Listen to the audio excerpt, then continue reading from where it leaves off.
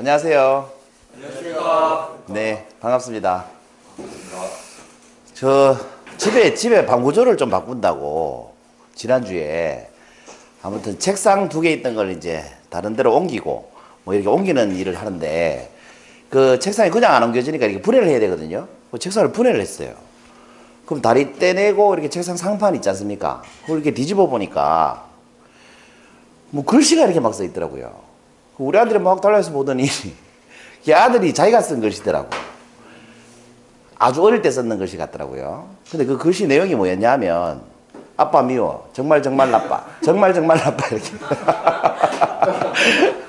이게 뭐냐고 그랬더니 그때 혼나고 나서 내가 미워가지고 책상 밑에 들어가서 책상 천장을 보고 이렇게 쓴 거죠.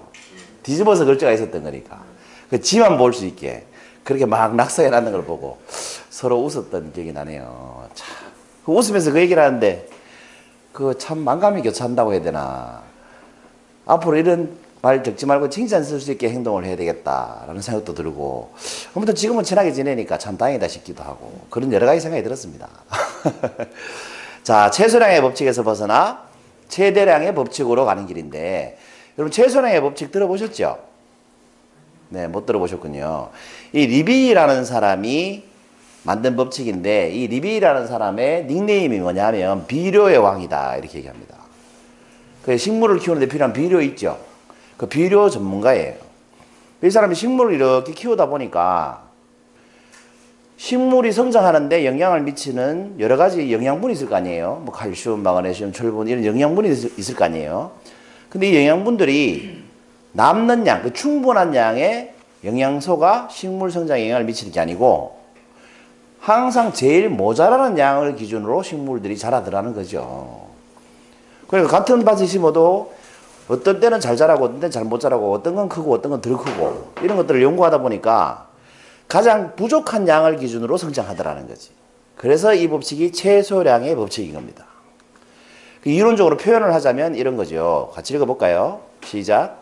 생물이 생명을 필요로 하는 성분 중 최소량으로 공급되는 양분의 이걸 이제 응용을 해보면 사람에게 필요한 필수 비타민들이 있지 않습니까? 예를 들어서 비타민 A가 부족하면 어떻게 돼요? 안구건전증, 야맹증에 걸립니다. B가 부족하면 각기병, 네, 만성피로, 무기력 뭐 이런 게 있습니다. C가 부족하면 뭐 이런 증상들이 나타나고 D가 부족하면 이게 아마 각기병은 D일 거예요 아마. 그 다음에 엽산 이런 게 부족하면 뭐 이런 증상들이 나타나요. 그 철분이 부족하면 이런 증상들이 나타나죠. 그러니까 여기에서 최소량에 해당하는 건 뭐예요? 뭐 칼슘이 부족하면 이런 증상들이 나타나는데 이 A, B, C, D, 엽산, 철분, 칼슘 이런 영양소들이 충분하거나 남는 것에는 영향을 안 미치는데 이 중에 하나도 모자라는 요소가 나타나면 이런 증상들이 나타난다는 겁니다. 최소량의 법칙에 해당되죠. 이해되셨습니까? 그러니까 최소량 기준으로 성장한다는 거예요. 충분한 것에 영향을 안 받고 모자라는 것에 영향을 받는다는 얘기예요. 이걸 이제 쇠사슬 물리적으로 응용을 해볼 수도 있겠죠. 물리적으로 응용하면 어떻게 돼요? 여러분 쇠사슬의 강도를 결정하는 게 뭐겠습니까? 쇠사슬은 보시다시피 쇠고리가 계속 연결되어 있죠. 그럼 이 쇠사슬의 강도를 결정하는 것은 전체 쇠고리일까요? 아니면 가장 약한 쇠고리일까요? 가장 약한 쇠고리에 의해서 이 쇠사슬 전체의 강도가 결정난다는 겁니다. 그 부분이 끊겨버리면 쇠사슬 전체가 쓸모가 없어지니까. 역시 최소량의 법칙에 영향을 받고 있는 거죠. 그 다음에 이게 인간 사회에도 영향을 미칩니다. 이 최소량의 법칙에 따르면. 워터게이트 사건으로 요즘 뭐 방송 시끄럽지 않습니까? 나라가 좀 뒤숭숭한데 그 비교를 많이 하죠. 이 닉슨 대통령하고. 닉슨 대통령은 사퇴했다. 이런 이유로 하면서 많이 나옵니다. 닉슨 대통령이. 그 닉슨 대통령이 사퇴한 이유가 워터게이트 사건인데 이 워터게이트라는 것은 빌딩 이름입니다. 그 워터게이트라는 빌딩에 민주당 의원들이 있었는데 이 닉슨 대통령이 재임을 하려고 그 야당이죠. 쉽게 말하면 야당 의원들 있는 워터게이트라는 건물에 도청 장치를 하러 사람을 보낸 거예요. 그래서 그 사건이 워터게이트 사건이다 이렇게 얘기합니다. 그런데 들통이 나버렸죠. 근데 사실은 그때 FBI 부국장이 윌리엄 마크펠더라는 사람한테 시켜가지고 이런 일을 했는데 30 몇 년이 지나가지고 밝혀졌어요. 그게 들통난 이유가.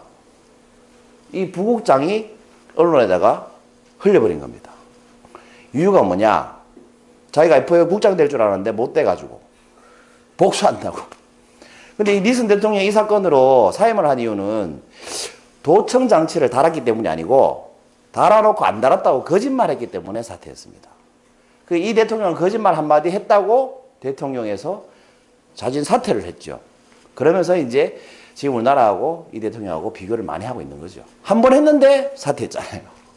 그 비교를 많이 한다고 나오는데 어쨌거나 대통령이라는 자리도 정말 사소한 이 거짓말 한마디에 사소한 건 아니네요. 어쨌든 이 거짓말 한마디에 물러나질 수 있다는 거예요. 최소량의 법칙에 따른다는 겁니다.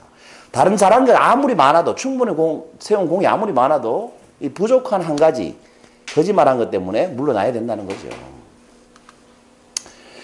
제가 그래서 만들어 봤습니다. 최대량의 법칙은 뭘까? 최대량의 법칙은 없을까? 없더라고요. 아무리 찾아봐도. 최소량의 법칙은 있는데 최대량의 법칙은 없습니다. 그래서 제가 만들었습니다. 최대량의 법칙은 이런 겁니다. 한번 읽어보세요. 시작.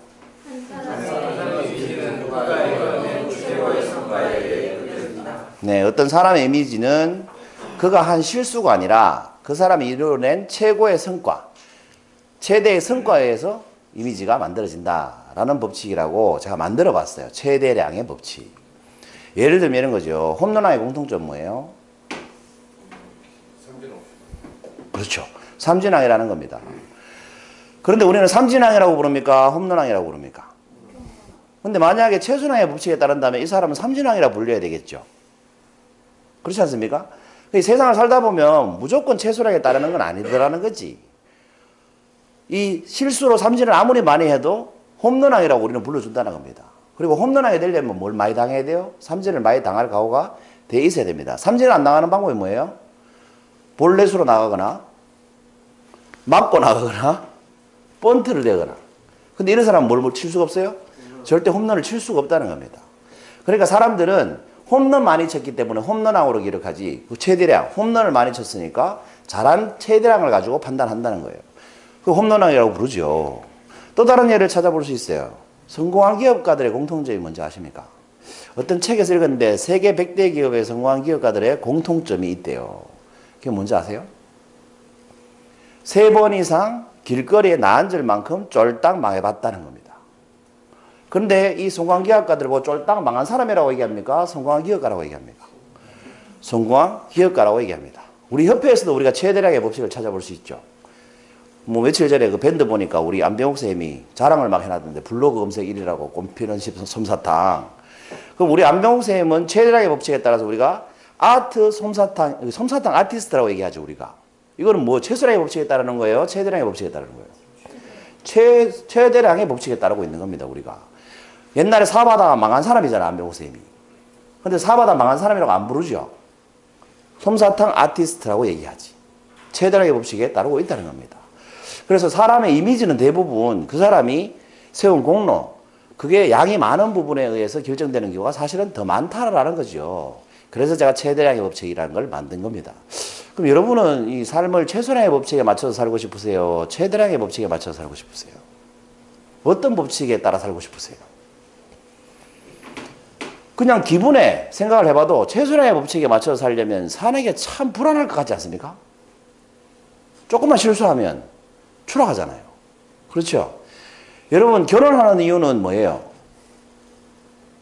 수많은 좋은 것들이 있어서 결혼을 합니다. 결혼할 때는. 같이 더 있고 싶고, 뭐 멋있고, 키가 크고, 뭐 능력 있고, 뭐 예쁘고, 수많은 이유로 결혼을 하죠. 나만 바라봐 줄 것 같고. 그런데 이혼할 때는 뭐 때문에 이혼합니까? 수많은 이유 때문에 이혼합니까? 딱 하나 때문에 이혼합니다. 그 이유는 무슨 법칙을 따라요? 최소량의 법칙을 따라요. 결혼은 무슨 법칙을 따라요? 최대량의 법칙을 따라요. 그래서 살면서 좀 긍정적인 부분은 최대량의 법칙에 해당되고 좀 부정적인 부분은 최소량의 법칙에 따르는 경우가 많더라는 거죠. 그렇지 않습니까? 근데 중요한 건 무조건 최소량의 법칙에 따라 살 수도 없고 무조건 최대량의 법칙에 따라 살 수도 없다라는 거죠.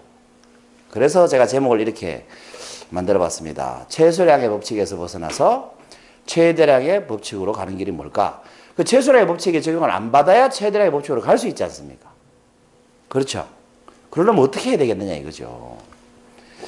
힌트를 드리자면 이 엘머 레트맨이라는 사람은 세계에서 10손가락 안에 드는 베테랑 세일즈맨입니다. 이 사람이 이런 말을 했어요. 이 세일즈맨처럼 한번 읽어보세요. 시작. 인간에 대한 강점은 자신의 치명적 약점을 극복한 시점에서 성장한다. 그러니까 자신의 치명적인 약점을 극복하지 못하면 성장할 수 없다라는 거죠. 그렇지 않습니까? 또 석세스라는 잡지가 있는데 이 잡지를 창간하신 분은 이런 얘기를 했어요. 한번 읽어보세요. 시작. 인생에 실패하는 이유는 자신의 약점을 바라보고 하는 방법을 배우지 못했기 때문에. 이 두 명언의 공통점이 뭡니까? 약점을 극복했다. 오늘 말씀드린 법칙으로 해석하면 최소량의 법칙을 벗어났다 라는 얘기가 되죠. 그 법칙에서 벗어난 다음에 최대량의 법칙을 따라갔다. 이런 식으로 해석할 수 있지 않습니까? 여러분, 내가 작가가 되고 싶다면 최소한의 약점이 뭘까요? 내가 작가가 되고 싶은데 글을 쓸 줄 몰라요. 그럼 작가가 될 수 있어요, 없어요? 그 글을 모른다는 약점이 있으면 작가가 될 수가 없죠. 그 최소한 작가가 되려면 글은 쓸 줄 알아야 된다는 거죠. 그거는 극복해내야 된다는 거죠. 그러면 어떻게든 노력을 해서 훌륭한 작가가 될 수도 있지 않겠습니까? 그런 식이라는 거죠. 그래서 최소량의 법칙에서 벗어나서 최대량의 법칙으로 가는 길은 이겁니다. 그림으로 표현해 봤는데, 네. 최소량에 해당하는 약점을 극복하고 최대량에 해당하는 강점을 살리자는 겁니다. 그러니까 우리가 흔히 이런 말 하지 않습니까? 단점을 없애려고 노력하는 대신에 장점을 살리는데 더 노력해라. 이런 말 하죠. 그런데 이 단점이 장점을 살리는데 걸림돌이 되면 이 장점을 살릴 수가 없습니다. 그래서 이 단점을 없애는 것도 굉장히 중요하다는 거죠. 그 장점을 발전시킬 수 있는 수준의 단점 정도는 없애줘야 된다는 겁니다. 그래야만 최대량의 법칙에 따라서 살 수 있다. 이 말입니다. 도움이 좀 되셨나요? 그래서 여러분 가지고 계신 역량이 잠재력이라는 것은 무한하잖아요. 그건 어느 법칙에 따릅니까? 최대량의 법칙에 따르게 돼 있죠. 그런데 내가 가지고 있는 잠재력을 발휘하지 못하는 이유는 별로 대단한 이유가 아니죠. 어렸을 때의 기억, 아니면 컴플렉스, 남들은 모르는 내 스스로 느끼는 불안감, 이런 것 때문에 우리가 가지고 있는 그 많은 영향을 발휘하지 못하고 산다는 거예요. 그러니까 여러분 인생을 이왕 살 거면 최대량의 법칙으로 좀 살자. 이런 말씀입니다. 그러려면 최소한의 법칙에 해당하는 요소 정도는 극복해야 된다는 말씀을 드렸습니다. 149번째 향인 어떻습니다. 감사합니다.